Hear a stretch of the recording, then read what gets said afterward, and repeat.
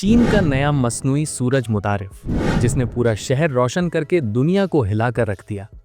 बिजली का पुराना निज़ाम मुकम्मल ख़त्म।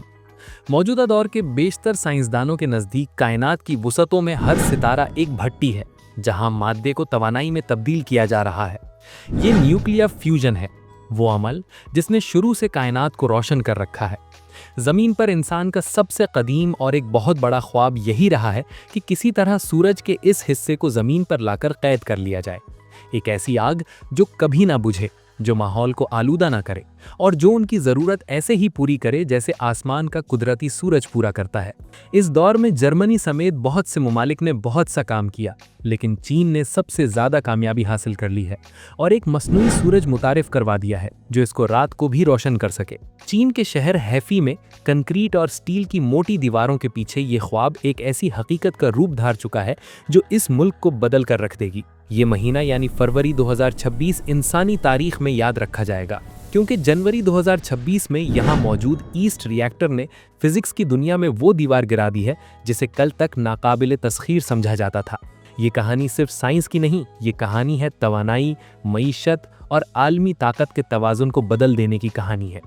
आइए आपको ये मस्नूई सूरज दिखाते हैं और ये भी दिखाते हैं कैसे ये चीन समेत पूरी दुनिया तवानाई का इनकलाब ला चुका है और हत्ता कि अब पानी, तेल और दीगर तरीकों से बिजली नहीं बनेगी, बल्कि इस नए मस्नूई सूरज से बनेगी। लेकिन पहले हमारा चैनल ज़रूर सब्सक्राइब कर लें। नाजरीन, मस्नूई सूरज बनाने पर काम बहुत लंबे अरसे से जारी है, पिछले 40 सालों से। फ्यूजन एनर्जी के रास्ते में एक बहुत बड़ी रुकावट हायल थी। इसे ग्रीन वॉल लिमिट कहा जाता है। ये एक तजर्बाती हद थी। साइंसदानों ने हथियार डाल दिए थे कि हम छोटे रिएक्टर्स में ज़्यादा ताकत पैदा नहीं कर सकते। लेकिन फिर जनवरी 2026 का सूरज तुलू हुआ। Institute of plasma physics Chinese academy of sciences AISIP की टीम ने दुनिया को हैरान कर दिया। सरकारी डेटा के मुताबिक ईस्ट रिएक्टर ने न सिर्फ ग्रीन वॉल लिमिट को छुआ, बल्कि उसे पाशा पाशा कर दिया। उन्होंने प्लाज्मा को इस हद से 1.3 से 1.65 गुना ज्यादा किसाफत पर चलाया।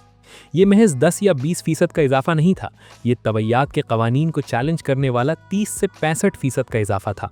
और सबसे हैरानकुन बात ये थी कि इस तजर्बे के बाद कोई धमाका नहीं हुआ, कोई डिसरप्शन नहीं हुई, प्लाज्मा मुस्तहकम रहा।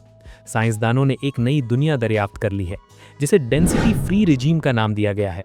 दरअसल इस कामयाबी के पीछे दहाइयों की मेहनत छुपी है। इस मंसूबे की बुनियाद 1998 में रखी गई थी, जब चीनी हुकूमत ने इसे नेशनल मेगा प्रोजेक्ट के तौर पर मंजूर किया। अक्टूबर 2000 में इसकी तामीर का आगाज हुआ। ये इंजीनियरिंग का एक कठिन इम्तिहान था।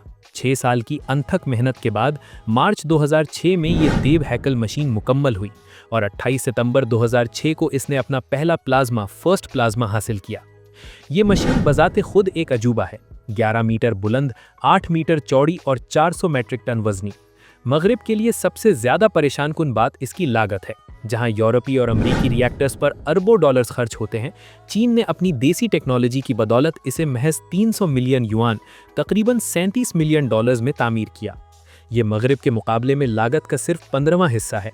और जनवरी 2026 में सब कुछ बदल गया और आज फरवरी 2026 में एक इनकलाब बरपा है।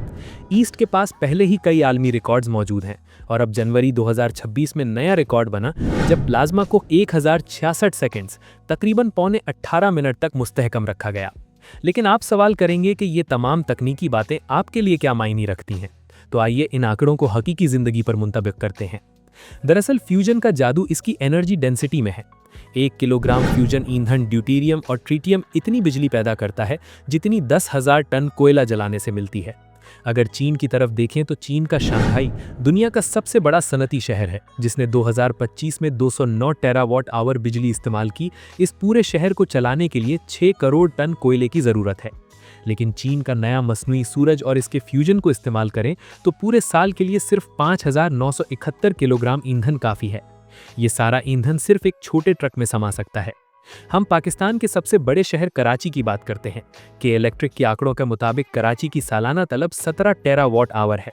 मस्नूई सूरज फ्यूजन के जरिए कराची के 2 करोड़ से जायद शहरियों की बिजली की ज़रूरियात पूरा करने के लिए सिर्फ 486 किलोग्राम ईंधन दरकार होगा। तसव्वुर करें, पूरे कराची का सालाना ईंधन एक सुजुकी पिकअप के पिछले हिस्से में आ सकता है। इसी तरह आप लाहौर आ जाएं, यहाँ बिजली की खपत तकरीबन 14 से 15 टेरावाट आवर है। वहां पूरे साल के लिए सिर्फ 400 किलोग्राम ईंधन दरकार है, यानी सिर्फ 2 हैवी मोटरसाइकिलों के वजन के बराबर। ये आंकड़े बताते हैं कि तवानाई का बहरान वसाइल की कमी का नाम नहीं, बल्कि टेक्नोलॉजी की कमी का नाम है, और वो टेक्नोलॉजी अब चीन के हाथ में है। लेकिन ये भी याद रखें, ईस्ट की कामयाबी मंजिल नहीं बल्कि रास्ता है। Chinese academy of sciences AISIP का अगला कदम China fusion engineering test reactor यानी CFETR की तामीर है। ये नया रिएक्टर ईस्ट से कहीं बड़ा होगा। जहां ईस्ट का रकबा 1.85 मीटर है, वहां CFETR का रकबा 7.2 मीटर होगा। इस वक्त मंसूबा ये है कि पहले मरहले में सन 2035 तक ये रिएक्टर 200 मेगावाट बिजली पैदा करेगा। इसके बाद सन 2050 तक ये तिजारती पैमाने पर 1 गीगावाट बिजली ग्रिड में शामिल करेगा, जो मौजूदा न्यूक्लियर प्लांट्स के बराबर है। सबसे अहम बात ट्रिटियम ब्रीडिंग है। साइंसदान रिएक्टर की दीवारों में लिथियम इस्तेमाल करेंगे, जो न्यूट्रॉन से टकराकर खुद ब खुद ईंधन ट्रिटियम पैदा करेगा। यानी ये एक खुदकार इंजन होगा जिसे बाहर से सिर्फ समुद्री पानी और लिथियम की जरूरत होगी। दरअसल ये प्रोजेक्ट सिर्फ बिजली घर नहीं, बल्कि आलमी सियासत का एक नया बाब है। आज चीन अपनी तवानाई के लिए मशरक़ वस्ता के तेल और गैस पर इन्हिसार करता है, जो समुद्री रास्तों से आता है। एक जंग या नाकाबंदी चीन की मईशत का गला घोंट सकती है, लेकिन फ्यूजन इस इन्हिसार को ख़त्म कर देगा। चीन खुद अपनी बिजली और तवानाई बनाएगा और ख़तरा ख़त्म। बिजली भी फ्री मिलेगी, समुद्री पानी और लिथियम चीन के पास वाफिर मिकदार में मौजूद है। 2060 तक चीन का हदफ है कि तेल की दरामदात पर इन्हिसार ज़ीरो कर दिया जाए। ये मुकम्मल एनर्जी इंडिपेंडेंस है। ये भी याद रखें, इसका दूसरा पहलू ज़ीरो कॉस्ट मैन्युफैक्चरिंग है। जब 2050 की दहाई में बिजली अमली तौर पर मुफ्त हो जाएगी, तो चीनी सनतों की लागत इतनी कम हो जाएगी कि दुनिया का कोई भी मुल्क, चाहे वो अमेरिका हो या यूरोप, चीनी मसनूआत का मुकाबला नहीं कर सकेगा। ये चीन को अगली सदी के लिए भी दुनिया की फैक्ट्री बनाए रखेगा। इसी तरह तीसरा पहलू टेक्नो फ्यूजन इकोनॉमी है। जिस तरह आज दुनिया सोलर पैनल्स के लिए चीन की मोहताज है, कल वो फ्यूजन टेक्नोलॉजी के लिए चीन की तरफ देखेगी। चीन पहले ही हाई वोल्टेज सप्लाई और माइक्रोवेव सिस्टम्स के बैनुल अक़वामी मयार ISO स्टैंडर्ड्स तय कर रहा है। मुस्तकबिल में जो भी मुल्क फ्यूजन प्लांट लगाना चाहेगा, उसे मेड इन चाइना टेक्नोलॉजी खरीदनी पड़ेगी।